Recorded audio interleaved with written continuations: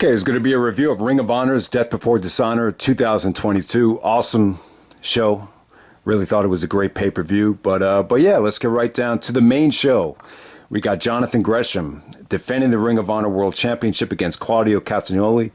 You have Prince Nana at ringside with Jonathan Gresham, and then you have Regal actually doing commentary for this match. All right, so the positives are they didn't waste any time. Claudio wins the Ring of Honor World Championship. The match only goes 11 minutes and 30 seconds. But by no means was this a squash. I'm not going to say it was a squash, not even an extended squash. I thought the match was really good, while it lasted. Obviously Gresham is a smaller dude. So anytime you're a smaller guy going up against a monster, you want to take apart his knees, take apart his legs. And yeah, I thought Gresham did a good job of that. He busted out some really nice deadlift German suplexes on Claudio. Claudio, tremendous feats of strength. I mean, the gut wrench when he brought him back into the ring was very impressive. And yeah, I thought this was good. This was going along great. Right before Claudio did the elbow blows, the fans were actually chanting, "This is awesome." So it wasn't like the match didn't deliver. After that, Claudio actually hits the Ricola bomb. Gresham does not kick out, and Claudio is the new Ring of Honor World Champion. And yeah, great moment. Him and William Regal celebrate. You could definitely tell Claudio was really happy. I mean, we've seen him come up short time and time again against Morishima, Nigel. You even saw him come up short against Roman Reigns. So yeah, I'm really happy for Claudio. I just felt like the moment would have came off a little bit better had they made Gresham out to be more of a threat. And I think, obviously, I think, obviously, when you win the Ring of Honor World Championship, you would expect it to be in the main event. I mean, make no mistake about it. Claudio actually main evented a new level, which I would still consider the biggest Ring of Honor show ever, and he did main event that show. So it had to be a little bit bittersweet, just the way it was booked. I'm not a big fan of having the ROH World title open up a show. I thought that was a huge mistake when they had Edge and Del Rio open up WrestleMania for the world title. Back in 2011, I think it hurt that championship's credibility over time. So I think, down the road, they need to do a better job of, restoring the credibility of the ROH world title. And, it's coming out now. You don't even have to be on Twitter to realize Gresham was a little bit upset. He looked more upset after the match than he did before the match. He just looked a little bitter. I mean, he still shook hands with Claudio. He still did the code of honor. But yeah, I just feel like if this was going to open up the show, I thought the whole point of this being the opener would just to give it enough time. Maybe have this thing go 25 minutes, have it be more of a terminus type of feel with Gresham really dictating the tempo and really just in control for the majority of the match and make him look strong, and then Claudio gets the victory. It just I think it would have came off a little bit better. But yeah, I mean, the other way of looking at it is, Claudio's you could argue that he's been screwed by Vince. You could argue that, he should have been Ring of Honor World Champion. So let's just get it over with as soon as we can so we don't cause Claudio fans any more misery. But it's kind of, yeah, I mean, that's the challenge of being a booker. It's like, how do you reward Claudio for all of his hard work without pissing off Jonathan Gresham? So hopefully they could work things out with Gresham. I think Gresham is a hell of a talent. I mean, he had a great reign. He was champion for 8 months. I mean, not many people could say they held on to the Ring of Honor World title for 8 months, main event of Final Battle, main event of Supercard of Honor. And those matches were very well received. They delivered.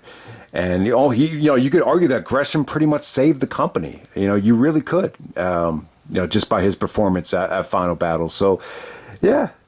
So it's up to you guys. I mean, let me know what you guys think. What would you have changed about this whole match, Claudio versus Gresham? Would you have put it on later in the show? Would you have given it more time? How would you have booked this to, satisfy Claudio and Gresham and, just keep everybody on the same page? But yeah, if anyone saw Gresham's match against Takeshita from Terminus, let me know how that went. That actually took place the other day, so give Gresham credit. He's wrestling a pretty hectic schedule right now, but hopefully he stays with the company. I heard that he deleted his Twitter, but we'll see what happens there. Next up, we have the Dalton Castle match, the 6-man Tag Team Championship. You got Dalton Castle and the boys taking on the Rightous, featuring Vincent Bateman and Dutch. Yeah, I thought this got off to a slow start, but it pretty much did its job. It was pretty much a comedy match, made everybody feel good.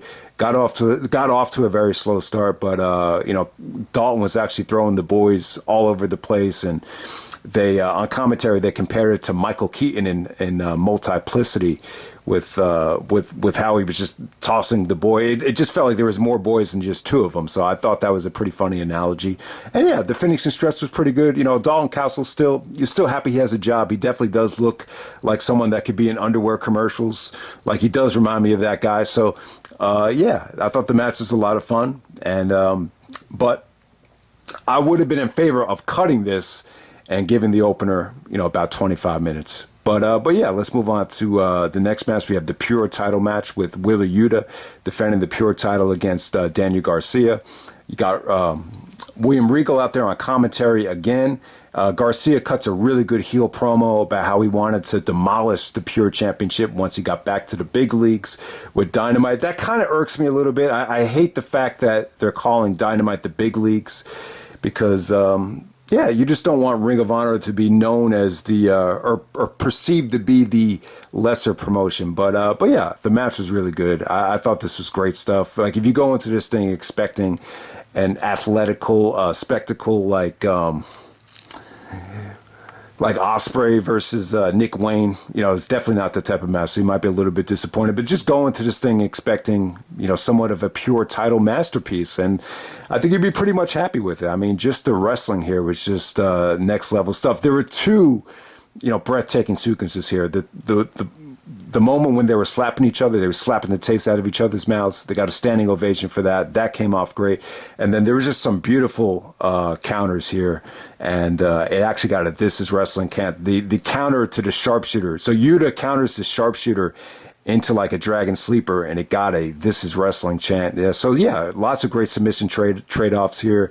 There was only one rope break. Garcia actually gets to the rope after the half crab, and that's the only time there was a rope break in the actual match. So give both guys credit. The ending sequence is very well done. Garcia goes for the Danielson kicks, where he takes both hands and starts trying to kick him right in the face. Yuta counters it into the seatbelt. And yeah, good finish. I mean, it kind of left you wanting a little bit more. You actually wish they did get more time out there, but they gave you 16 minutes of just, beautiful, pure wrestling. So good stuff there. Next up, we have Roosh taking on Dragon Lee. And yeah, this is a nice little surprise, just added at the last second. Two brothers going at it. I thought you have must-see spots here. Dragon Lee actually does the Chris Benoit torpedo into the table.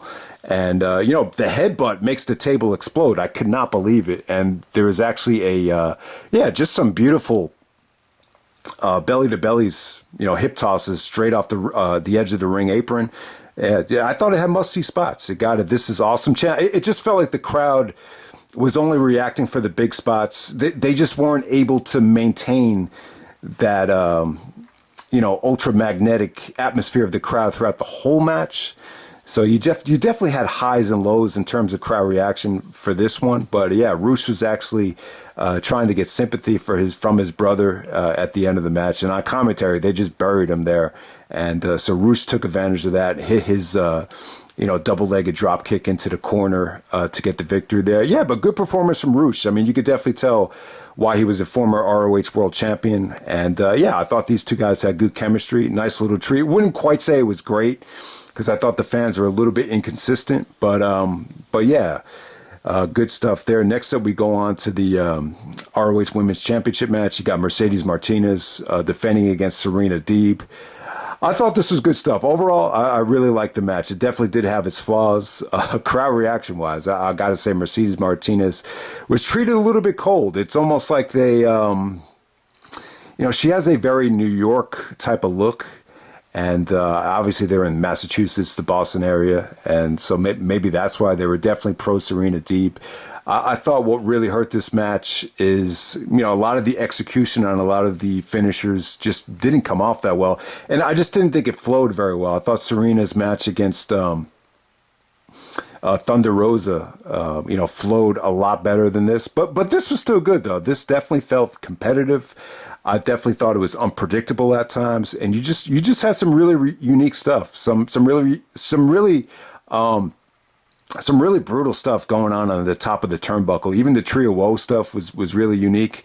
And there was actually a pretty brutal German suplex to Serena where she landed on her head, and she was selling a neck injury. And yeah, there was actually a really nice counter to the where Serena actually starts biting Mercedes out of the Dragon Sleeper. So I thought that, or I was actually a surfboard. She was going for like a surfboard Dragon Sleeper. Then Serena starts biting her. So that was pretty crazy. And yeah, the ending was pretty. It was pretty, engaging. I really thought it was. Serena's selling on that last submission was really good. So Serena actually taps. Kind of disappointing. I'm a huge fan of Serena. She'd be my favorite in terms of looks, in terms of wrestling in AEW. She's definitely my favorite women's wrestler, probably just all around right now. So it's a little bit deflating to see her come up short. But yeah, I thought they had a good match. Not great. I mean, there was definitely some flaws in it. And, you could argue that they got a little bit too much time. They got 17 minutes and 20 seconds. So yeah, I think some people are going to have a gripe that the women's match is getting more time than the ROH World Title match. So, but it definitely was not bad. I really did enjoy it. Next up, we have Samoa Joe taking on Jay Lethal for the television championship. All right, so the beginning of this match, it took forever to get going because there was interference from Sanjay and even that big Indian dude that was in the NBA. So it took forever for the referee to officially ring the bell. But once this got going, man, I got to say it was good stuff. I mean, nowhere near as, earth-shatteringly spectacular as the Manhattan Mayhem match. I mean, the Manhattan Mayhem match is a classic. It was the best match on arguably the best show in Ring of Honor history for a long time. So, yeah, I wasn't expecting them to top the Manhattan Mayhem match, but it was pretty good stuff, though, man. It really was. It wasn't like Joe looked at the top of his game from an athletic standpoint, but down the stretch, it was booked very, very well. Having Sanjay come out at the end with the pipe, historically, I thought it worked because, Joe's first match in TNA was against Sanjay Dutt. So for him to overcome the odds and get the victory here, it was pretty good drama. I really thought the drama down the stretch is what really added to this thing more than anything. But yeah, I thought Lethal was good. Lethal played a good heel. There were some really, really nice transitions into the Chiquita clutch from Joe. There was a dragon suplex into the Chiquita clutch. What else was there, man? The really nice counter from the Muscle Buster.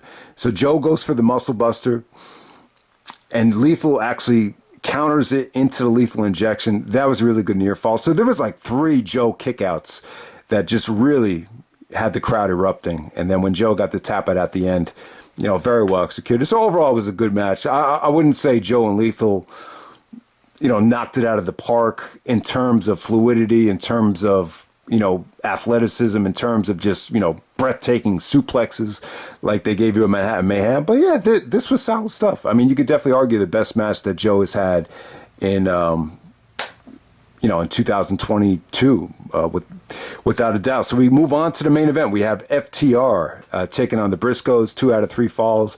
Fucking awesome stuff. Amazing match. I would definitely say this. You could definitely argue that this was better than Supercard of Honor, just in terms of the actual wrestling. Now, I'm going to say this. Crowd reaction-wise, it's tough. It's tough to have a 2 out of 3 falls independent wrestling style match in front of a mainstream crowd. This crowd, it felt like an AEW B show that never watched Ring of Honor before. It definitely had that feel to it. Like, it didn't feel like your typical, Ring of Honor crowd from Supercard of Honor. Like, I just feel like the Supercard of Honor match, it's like 22 minutes of just pure magic. So I might be in the minority. I prefer the Supercard of Honor match just because, a lot of it just had to do with the crowd, and it was only 1 fall. And 2 out of 3 fall. I just feel like 2 out of 3 fall matches for a main event, especially in front of a mainstream crowd, I just think it's very difficult to, pull off. It's definitely very, very difficult. The degree of difficulty to keep everybody engaged, I would just say that it's high. But don't take anything away from these guys. These guys busted their ass. I thought this was an incredible follow-up to the match of the year. And there's some people. Chase actually said best tag team match he's ever seen. So that goes a long way. I believe Caprice Coleman on commentary said best tag team match he's ever seen, or one of the best matches he's ever seen. So the match was incredible. I mean, so 2 out of 3 falls, they go about 43 minutes and 25 seconds. What really stood out about this thing is just how they really played off of the finishers for that last fall. So the Briscoes actually hit the Doomsday Device to win the first fall. FTR actually hits the Big Rig for the second fall. And I got to say this. I don't think any team on commentary has ever sold that Big Rig finisher like the Ring of Honor guys did tonight. They did a beautiful job of selling it. I don't know if Jim Ross has ever said the words Big Rig, but if he didn't, man, but they did a great job of just, especially in that last fall, of playing off of that finisher. There was one sequence where Jay was just trying to do whatever he could to stay away from the Big Rig, and they did the same thing for the Doomsday Device too. So yeah, I thought this was beautiful stuff. Cash Wheeler, you could definitely tell Cash, brought his A game tonight. There was just an extra layer of just, I don't know what it was, but he looked really impressive.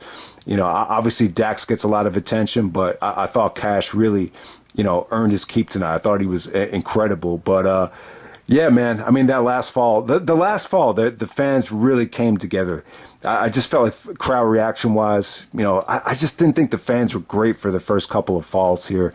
But the last fall, they had everybody engaged, and it was breathtaking stuff. And I got to say, man, that table bump that Mark Briscoe gives Cash, or no, it was actually Cash Wheeler giving it to Mark Briscoe. It just came out of nowhere. That's got to be the sickest table bump, not involving a Hell in a Cell, like not involving a cage. It's got to be the most ballsy table bump I've ever seen. So yeah, Mark goes to the table. And it's funny, I totally forgot. I didn't even know there was a table out there. It's like, you wouldn't even know it. You just wish they moved it a little bit closer, because yeah, it looked like a nasty bump. As soon as he gave him that table bump, you could just see Jay. Jay just goes like, he said it twice. He said, "What the fuck? What the fuck?" Even I was like, holy fuck, god damn, that was crazy.